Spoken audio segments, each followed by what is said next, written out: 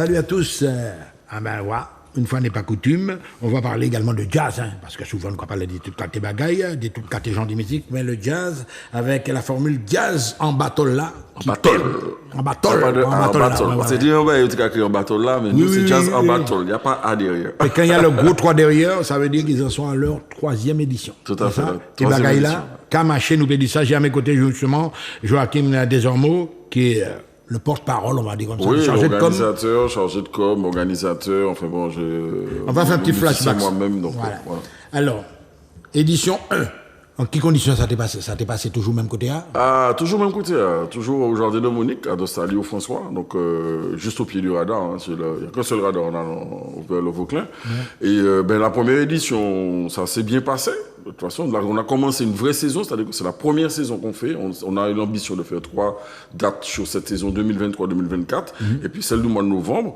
On a eu de la chance, il n'y a pas eu de pluie. Donc ça, c'est surtout que la période de novembre, c'est la période de l'année, la pluie.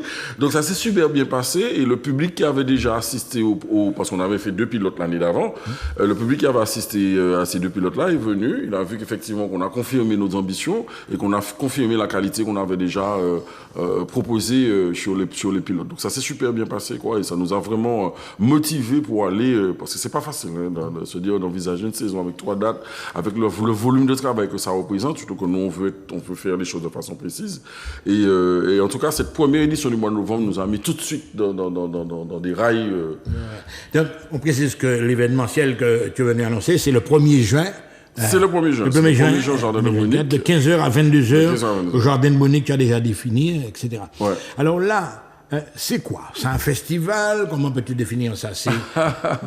Écoute, en tout cas, c'est un format hybride aujourd'hui, parce que ça ne... C'est original, quoi. C'est original, en fait. La proposition qu'on fait, moi, j'aime bien cette image que j'utilise en ce moment, c'est que, imagine que tu vas dans un grand restaurant, et puis où il y a un chef étoilé, et puis que tu vas, il t'invite à venir dans sa cuisine, voir comment il fait les repas et puis te fait goûter le repas au cœur même de la casserole. Donc il y a un côté intimiste dans ça.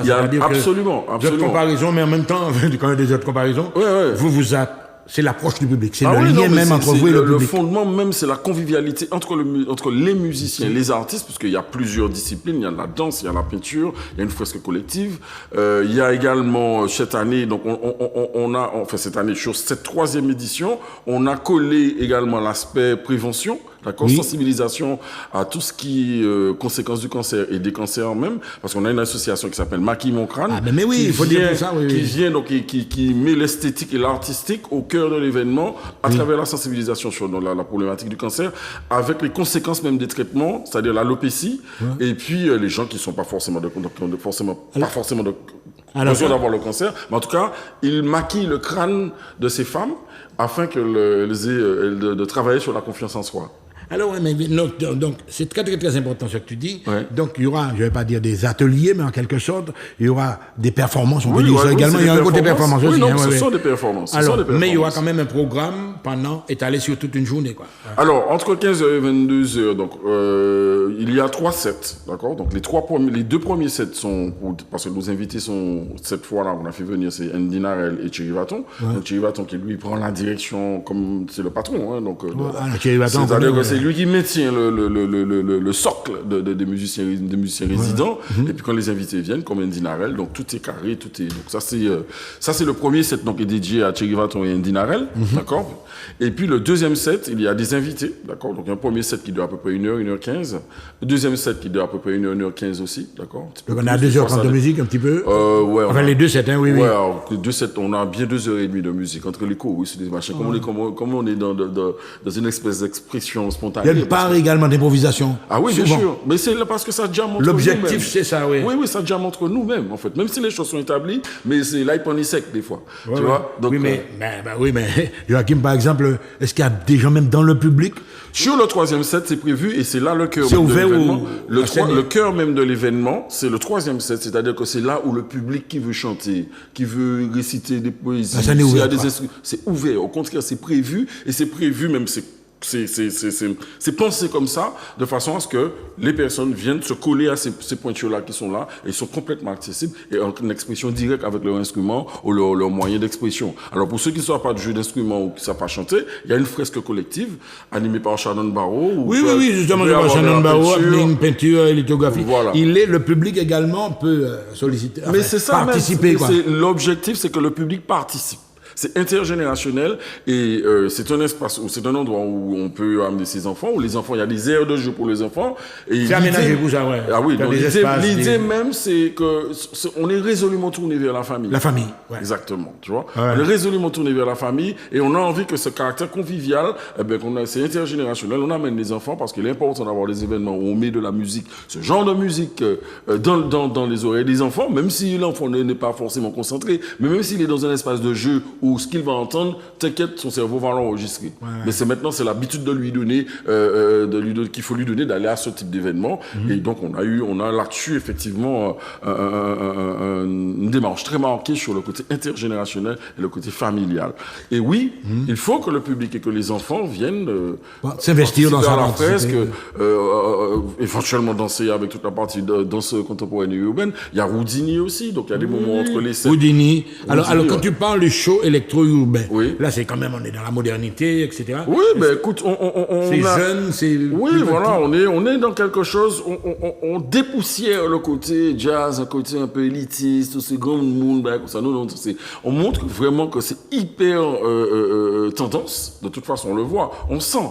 On a senti quand on a lancé ce jazz en battle, depuis, on voit bien, ça réagit autour. On est obligé de voir ce qui se passe autour. On voit qu'il y a des événements qui, en termes de jam, qui se positionnent de plus en plus sur. Donc, on a amené ce vent-là, et effectivement, on est dans une modernité. Et je reviens à ta question concernant le côté électro-urbain. Avec Houdini qui est là depuis le début avec nous, effectivement, on a ces intermèdes-là où on maintient le public dans quelque chose où il en prend plein les oreilles, quoi. Oui, il en prend plein les oreilles, etc. Show électro-urbain. Ouais. Si on comprend bien, les gens peuvent danser aussi sur la plage. Mais c'est fait pour ça, ouais. C'est fait pour ça.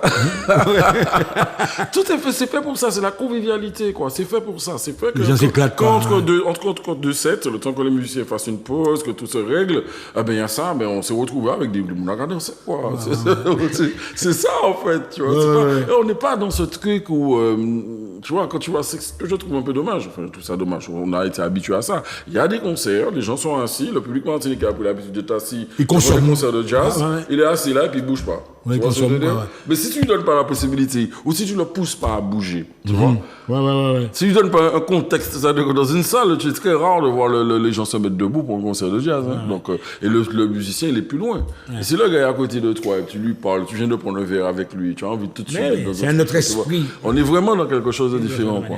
Donc, pour revenir sur les festivals, ils ont leur format, d'accord. Nous, on a le nôtre.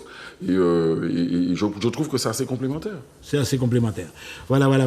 Alors là, je vois également, on voit évidemment la tendance jazz, elle est là, jazz, etc. Jazz afro-caribéen. Mais je vois des gens, par exemple, afro-caribéens, la tendance, c'est pas moi, un peu plus Tewa, je vois Max Telef, par exemple. Ah oui, mais c'est... Quand il est en Bouambaray, là, nous rappelons. Bien sûr, mais notre musique, c'est jazz afro-caribéen. Afro-caribéen, oui. On a une base rythmique. Il a une base rythmique. Parce que Max Telef, il fait tout, il peut donner tout. On a une base rythmique qui est belle jazz, il y a pas mal de choses. Dans notre musique afro-caribéenne, dans le jazz afro-caribéen qu'on propose, enfin, le côté pompeux de jazz afro-caribéen, il faut qu'on comprenne bien que c'est d'abord et avant tout de la musique martiniquaise. Mais évidemment, donc forcément, qui dit bien musique martiniquaise dit toutes les influences rythmiques, qu'ils soient belles ou autres, damier, c'est nous, on amène, c'est la façon de le jouer en fait, tu vois. Et effectivement, comme on est dans cette façon de le jouer, forcément, on joue de ce qui est chez nous. Donc, il y a une belle, il y a une musique bocaïno, voilà. Mais tout tourne autour d'un répertoire déjà établi. Et puis, ceux qui ont commenté tout à l'heure, le troisième set, c'est là, c'est vraiment très intéressant. C'est l'improvisation. On se retrouve dans une improvisation et c'est là on se rend compte de la richesse même de notre culture. Tu as des surprises des fois. Mais oui, parce qu'on pense sur un morceau, je prends par exemple Gâteau Sisson. Là, la dernière fois on a joué Gâteau Sisson et puis il y a le petit batteur là qui s'appelle Chris Suffren. Monsieur a fait tourner ça, Gâteau Sisson. À un moment, il a fait un break. On jouait la version normale. Hein. Il a fait un break et puis il est parti dans une espèce de zouk. Et puis il voulait revenir sur la version d'origine et il y avait Brice Bapté. Brice Bapté l'a suivi. Et on l'a tous suivi. C'est ça, le fait faisait ça souvent, hein, tu as une variante de rythme. Oui, mais c'est pas c'est eux qui ont composé le morceau. Ouais, parce que nous, on est plus, venu sans répétition, tu vois, en one shot. Et on s'est retrouvés dans une espèce d'improvisation, une version de Gâteau Cissé, on s'est tous regardés, et ça a mis le public debout. Une spontanéité de gamin de 13 ans. Ouais. Tu vois, et c'est ça c'est magique aussi. Jazz en Battle est fait pour ça. La transmission, la spontanéité, l'improvisation, et puis le savoir-faire. Et puis il y a des musiciens là, c'est des boxeurs là. C'est des boxeurs, c'est pas fini, quoi. Tout le monde a suivi là même. Joachim, ne pas parler comme ça. Alors, justement, à partir de ce que tu viens de me dire, c'est une démarche, vous l'avez compris, progressive, chaque année. Il faut débattre la meilleure. Oui.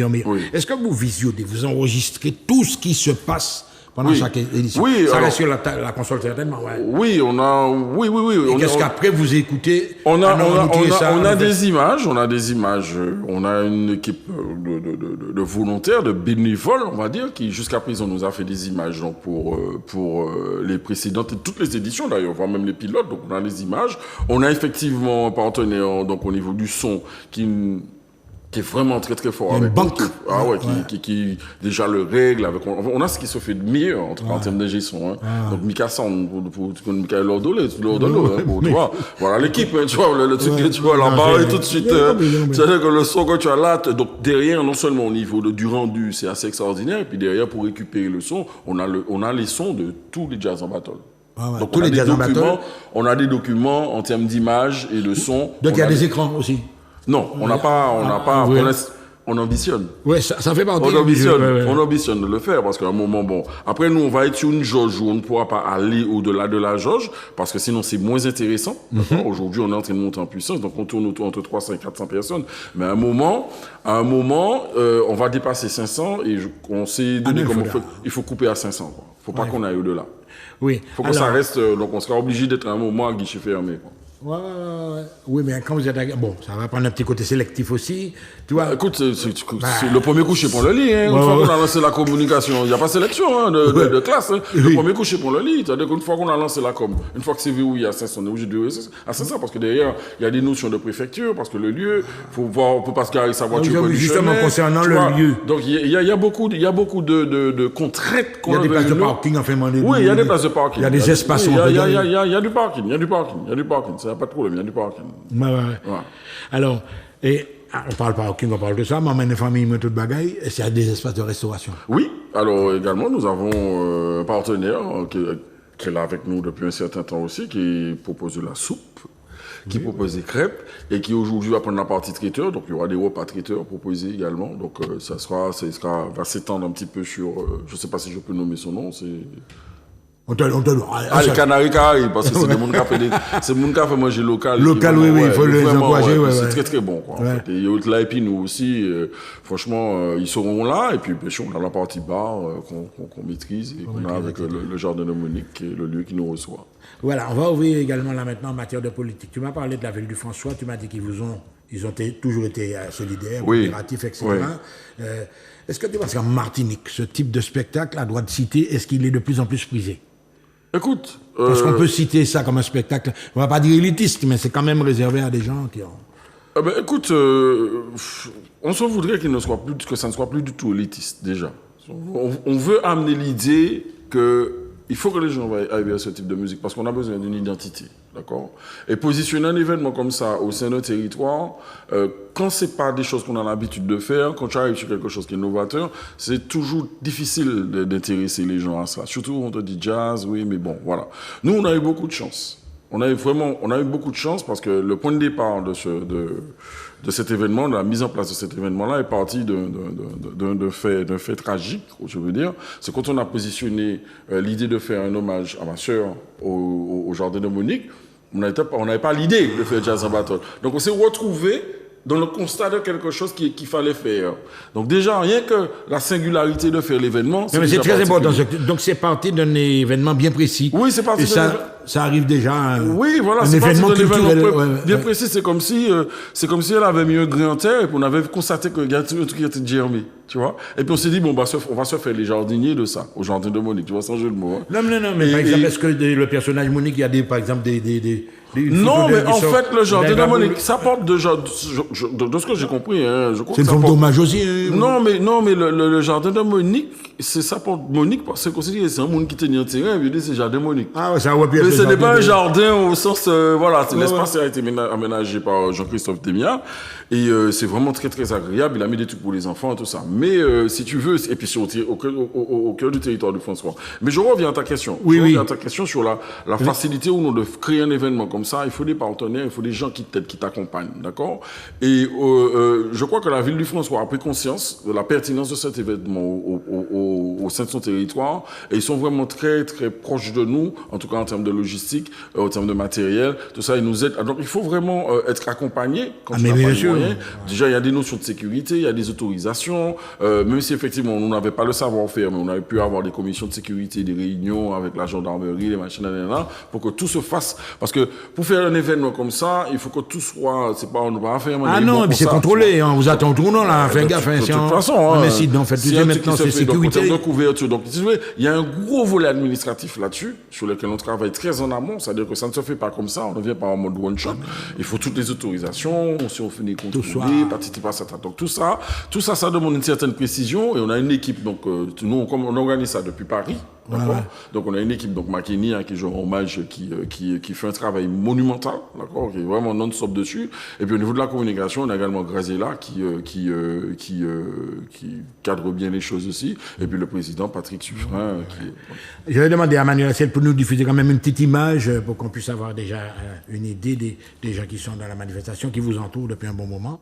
N'est-ce pas, on a deux petites séquences de quelques secondes. Quand tu es prêt. Tu parles, t'es sous. Après, laissez parler. Quand on y a Zapok, et t'amener le fou, nous. Jazz Battle. Dernière édition. Troisième édition dans la saison 2023-2024. J'ai raté la deuxième, mais bon. Tu n'as pas raté, tu étais là, tu as envoyé. J'ai envoyé des sons, j'ai missionné un super pianiste. Et je sais que le truc était bon. C'était très très très beau. Ouais, donc, plus que jamais, déjà la fois dernière, on a assumé le fait de casser la distance avec le public. Donc là encore, on va encore marquer bien notre intention sur cet aspect-là. Et puis tu vas revenir avec Andy. Andy Navel. Quel honneur il nous fait, c'est bien. Hein? Bah oui, c'est bien. En plus, c'est bien. En plus, comme c'est un mec adorable, c'est le Andy Navel. Il a accepté quand il. Ah ouais, c'est un honneur.